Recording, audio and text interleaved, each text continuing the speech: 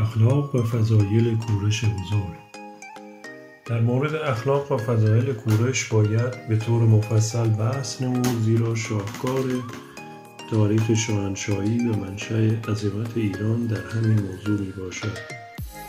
اینک از چند مورخ قدیم چند نکته در این مورد نقل می شود. از این توضیح هم نمی توان چشم پوشید که مورخین آن زمان که هرودوت، گزنفون و دیودور سیسیلی در مقدمه آنان بودند، خود در صف دشمن که یونان باشد بودند و مجرد از کینه و انتقام و عداوت با تمام ایرانیان نبودند، زیرا کورش فاتح لیدیه بود که به منزله یک عضو یونانی محسوب میشد و بعد از او هم یونان به سبب حمله ایرانیان دگرگون گردید و با وجود احساس دشمنی و بروز بدبینی نتوانستند حقایق را مکتوم بدارند. خصوصاً گزنفون که با شرح حال کورش در کتاب سیروپیدی یا تربیت کورش خود انصاف داده. هرودوت گوید کورش پادشاهی بزرگوار، بخشنده و باگذشت و آسانگیر بود. مانند خسروان دیگر چشم به مال و منال نداشت و در بذل و کرم و عدل افراط می کرد. به داد ستمکشان می رسید و دادخواه بود. آنچه سعادت و خیر خلق در آن بود هدف خود می نمود. گزنفون می نویسد کورش پادشاهی هوشیار و بخشنده و مهربان بود. با نبوغ پادشاهی دارای ملکات و فضایل حکما بود. حکمت و عدل و رأفت با سلطنت در او جمع شده بود. او می کوشید کشور خود را به اوج عظمت برساند. بخشش او بر جبروت و جلال او رجحان داشت. خدمت نوع بشر را شعار خود قرار داده بود. خوی نیک و دادگستری و حمایت مظلوم و احقاق حق، فروتنی، نرمدلی، خوشرویی و بردباری از صفات خوب او بود. تواضع او برای کبر و غرور جایی نگذاشته بود. از این دو جمله که به منزله دو شاهد می باشند مسلم و معلوم می شود که مردم آن زمان برای کورش قایل به صفات ممتاز دیگری بودند که او را بالاتر و بزرگتر از پادشاهان دیگر می نمود، زیرا با داشتن قدرت فاقد غرور و با تسلط و استیلا دارای عفو و عدل و رأفت بود و با تمام آن اخلاق متوجه سعادت و آسایش خلق و آبادی مطلق بلاد اهم از ایران و کشورهای دیگر شده بود و هیچ هدفی غیر از اصلاح و عمران و رفاه ملل نداشت. اینک اندک عقاید دیگران ذکر می شود که کورش را از صف مردم عادی کشیده به گروه پیغمبران می رساند.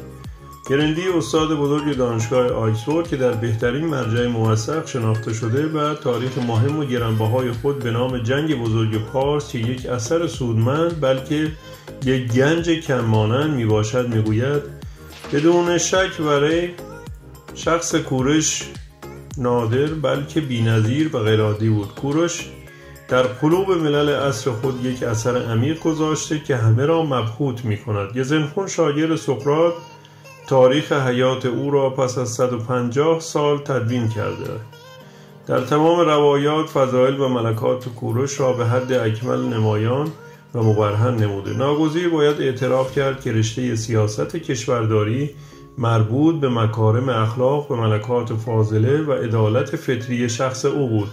اگر رفتار و کردار او را با اعمال شرم‌آور پادشاهان پیش از او مانند پادشاه بابل و آشور مقایسه کنیم، می‌بینیم عظمت و تفوق و درخشندگی کوروش با سایر پادشاهان قابل مقایسه نیست و او شخص دیگری بوده که بالاتر از همه قرار گرفته. رستگاری و پیروزی کوروش دارای ارج بسیار عظیم بود.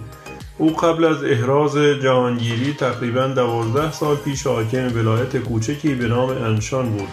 با اینکه او چنین بود، یکباره حکام نیرومند و بزرگ در قبال او زانو زدند. آنها کشورهایی مقصود پادشاهان بزرگ است بودند که روزی دم از امپراتوری جهان می زدند. سرزمین ساراگون پادشاه کشور آکاد، همچنین بختالنصر پادشاه بابل در قبال امپراتوری جدید کوروش سر تسلیم و خضوع فرود آوردند. کوروش نه تنها فاتح بزرگ بلکه حاکم عادل و مقتدری برای ممالک مفتوحه محسوب می شد. ملل مغلوب نه تنها شاهنشاهی تازه را پذیرفتند بلکه از آن بسیار خرسند شده بودند و روی موافق نشان دادند. در مدت تسلط کوروش بر بابل که 10 سال طول کشید تا پایان عمر او، هیچ شورشی در بابل رخ نداد و این دلیل خوشنودی می باشد. کوروش قتل عام بلکه خواست هم نمی کرد و یغما را هم اجازه نمی داد. مردم را به تبعید و دوری از وطن خود تهدید نمی کرد. کسی را گرفتار نمی نمود و اسرا را آزادی می بخشید و حتی در کیفر به گناهکار تازیانه نمی زد. این تسلیم دلیل خرسندی و نتیجه امن و آسایش و آرامش در همه جا بود، به طوری که گرگ با میش زندگانی می کردند. این تعبیر متداول که حتی صورت مثل را به خود گرفته از یک دانشمند معاصر بهترین گواه عدالت و احسان کوروش را می باشد و با همین یک جمله حق او را در فلسفه تاریخ ادا کرده. آثار رسوم پادشاهان آشور و بابل با پیروزی کوروش محو شده و مللی که تبعید شده و از میهن خود آواره گشته بودند به خانه و کشور خود بازگشتند. خدایان و معابد خود را دوباره برپا نمودند.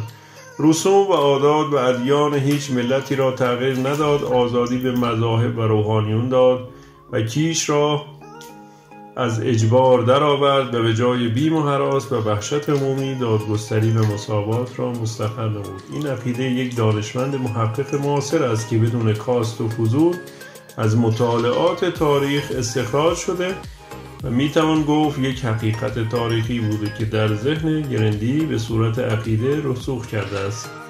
ژنرال سر پرسی سایکس که نام او مکرر آمده در مقدمه مورخین منصف و دانا به شمار می رود و تنها کسی است که از حیث انتقاد خللی به عظمت ایران نیاورده است، در کتاب معروف خود تاریخ ایران چنین می گوید: زیبایی مردانه و شجاعت و فعالیت او در تمام مدت عمرش هویدا بوده و هیچ وقت عیاشی و تنپروری که بسیاری از بزرگان دنیا گرفتار آن بودند به مردانگی او صدمه وارد نیاورده است.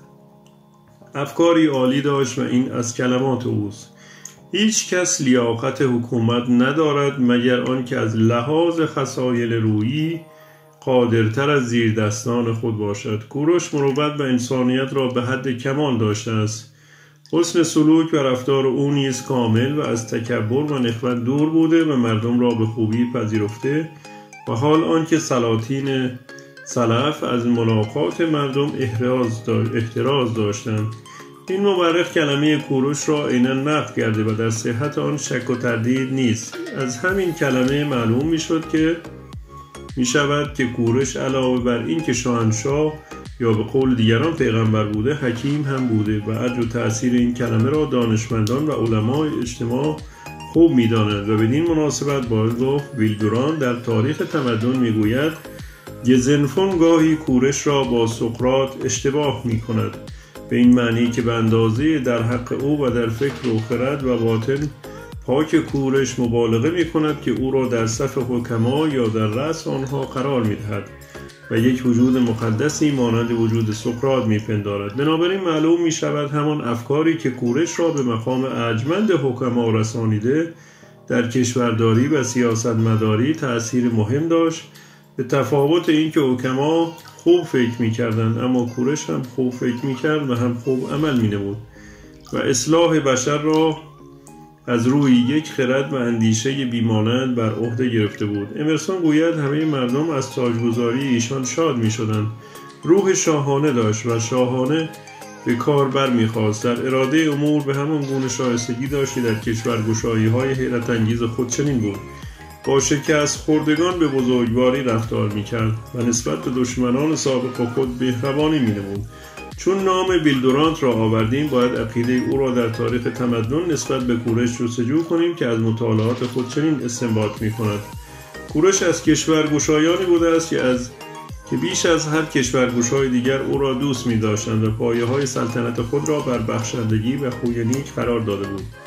دشمنان وی از نرمی و گذشت او آگاه بودند و به همین جهت در جنگ با کوروش مانند کسی نبودند که با نیروی نومیدی می جنگد و می داند چاره نیست جز اینکه بکشد یا خود کشته شود. یکی از ارکان سیاست و حکومت وی آن بود که ملل و اقوام مختلفی که اجزای امپراتوری ایران را تشکیل می دادند به آزادی عقیده دینی و عبادت معتقد بود و این خود میرساند که بر اصل اول حکومت کردن بر مردم آگاهی داشت و میدانست دین از دولت نیرومندتر است. بدین جهت او شهرها را غارت نمی کرد و معابد را ویران نمی نمود، بلکه نسبت به تمام خدایان و پرستشگاه ها و آرامگاه ها با احترام می نگرید، چون اهالی بابل احترام او را نسبت به معبودین خود دیدند، به او گرویدند و به گرمی او را پذیرفتند. با کمال تقوا به خدایان آنها قربانی تقدیم می کرد. با رجوع به گفتار قدما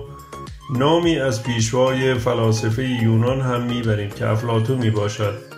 او مورخ نبود، ولی عظمت کورش در فکر او تأثیر مهم داشته که نام او را با لذت برده. چنین می گوید: کورش سرداری بزرگ و دوست ارجمندی برای کشور خود بود.